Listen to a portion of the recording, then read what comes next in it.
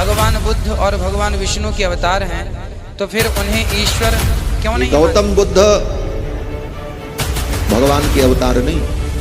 कौन थे भगवान बुद्ध और कहां से आए थे? इसी विषय पर आज हम आपके बीच दो संतों के आध्यात्मिक विचार लेकर आए हैं। इस आध्यात्मिक ज्ञान चर्चा में एक तरफ है स्वामी राघवाचार्य जी महाराज और दूसरी तरफ है संत रामपाल जी महाराज। दोनों संतों में किसका ज्ञान श्रेष्ठ है? कमेंट में अवश्य बताएं। अगर इस चैनल पर आप पहली बार आए हैं तो फटाफट से वीडियो को लाइक और चैनल को सब्सक्राइब जरूर कर दें। तो चलिए वीडियो शुरू करते हैं।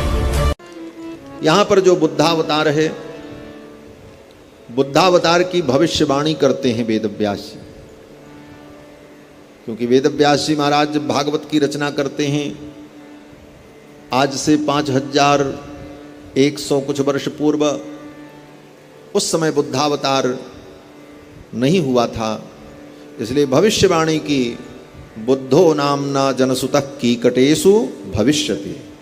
कीकट देश में बुद्ध भगवान का अवतार होगा, जो भगवान के 21वें अवतार होंगे। लेकिन वे कौन बुद्ध? बोले जिनको आज सारी दुनिया बुद्ध कहती है वो गौतम बुद्ध नहीं। ये गौतम बुद्ध भगवान के अवतार नहीं। भगवान के जो अवतार हैं, जिनको हम बुद्धावतार कहते हैं, वे भगवान बुद्ध एक जिन के घर में उत्पन्न हुए। बुद्धो नामना जिनसुतः, बुद्धो नामना जनसुतः, ऐसा भी पाठ। तो बुद्ध भगवान जो प्रकट हुए, उन बुद्ध का अवतार कीकट देश में हुआ। लेकिन आज जिनको सारी दुनिया बुद्ध मानती है, वे बुद्ध गौतम बुद्ध, वो तो नेपाल में लुम्बिनी में प्रकट हुए, वो कीकट देश नहीं है। तो अगर इनको बुद्ध माने तो वेदव्यास जी की भविष्यवाणी झूठी साबित हो जाएगी, क्योंकि गौतम बुद्ध का जन्म तो लुम्बिनी में हुआ, वो कीकट देश नहीं है। तो किस कीकट में बुद्ध भगवान का अवतार हुआ? तो आचार्य लोग, महापुरुष लोग कहते हैं कि वेदव्यास जी की वाणी के अनुसार कीकटेषु भविष्यति के अनुसार मगध में भगवान बुद्ध का अवतार हुआ। और मगध में कहाँ? बोले बोध गया में। बोध गया ही बुद्ध भगवान की जन्मस्थली है। बोध गया में, जिसको आज हम कहते हैं, उस बोध गया में बुद्ध भगवान का अवतार हुआ। जो हमारे बुद्ध विष्णु भगवान के अवतार हैं, उन्हीं भगवान बुद्ध की जन्मस्थली पर जाकर के वहीं पर बुद्ध भगवान का चिंतन करते हुए गौतम बुद्ध को भी बुद्धत्व की प्राप्ति हुई। उन भगवान बुद्ध की कृपा से ही गौतम बुद्ध को भी बुद्धत्व की प्राप्ति हुई बोध गया में जाकर के। और वे भगवान बुद्ध जो 24 अवतार में हैं, बुद्धो नामना जनसुतः, वे भगवान बुद्ध वेद निंदक नहीं थे, ये भी जान लेना चाहिए। जिन भगवान को हम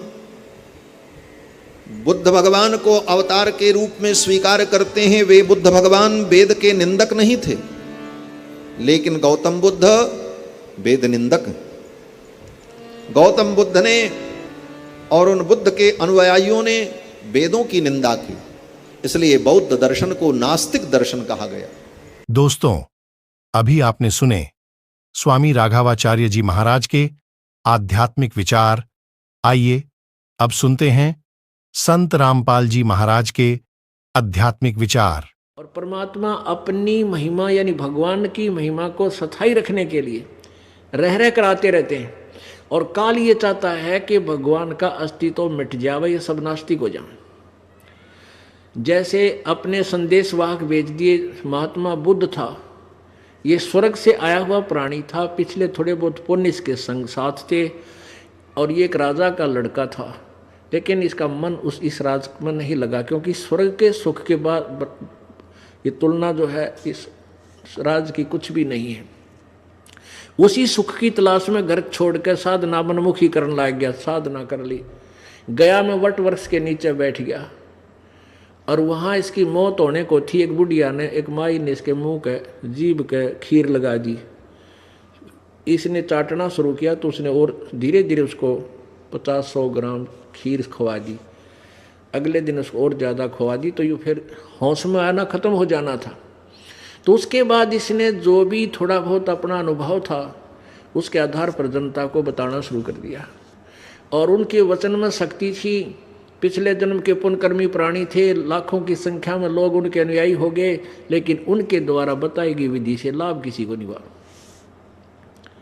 तो पूरा चीन जो है बौद्ध धर्म के उपदेशों, बौद्ध के उपदेशों को मानने वाला है, और पूरा कम्युनिस्ट हो गया, नास्तिक हो गया, भगवान के अस्तित्व से दूर हो गया। और कितनी जनसंख्या है उसमें मानव की। तो ये काल चाहता है कि इसका भक्ति का नामो निशान मिटा दूं और ये सब नास्तिक हो जाए, भक्ति ना करें। और परमात्मा रह रह कर आते रहते हैं और अपनी शक्ति भक्ति की सत्ता को, अपनी महिमा को स्वयं ही स्थापित करके कुछ समय के लिए चले जाते हैं।